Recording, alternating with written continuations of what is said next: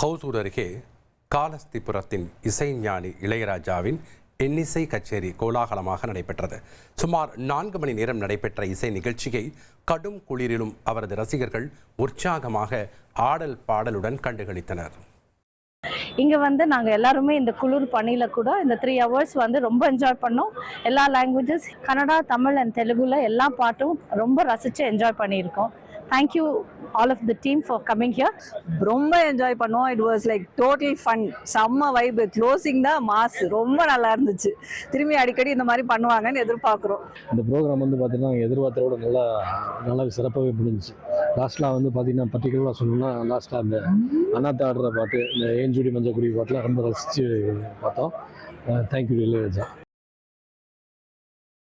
தமிழ் சினிமாவில் ஒற்றுமை வலுவாக இருப்பதாகவும் தெலுங்கு சினிமாவில் அந்த அளவிற்கு ஒற்றுமை இல்லை என்றும் இசையமைப்பாளர் தமன் தெரிவித்திருக்கிறார். சமீபமாக அவர் அளித்த பேட்டி ஒன்றில் தெலுங்கு சினிமாவில் அனிருத்துக்கு எளிதாக பட வாய்ப்புகள் கிடைப்பதாகவும், ஆனால் தமக்கு தமிழில் பட வாய்ப்புகள் கிடைப்பதில்லை என்றும் கூறியிருப்பது தற்போது இணையத்தில் வைரலாகி வருகிறது.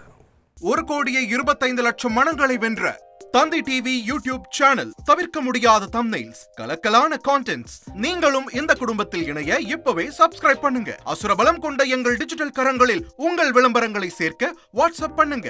8939883838. Email advttv@dttv.in.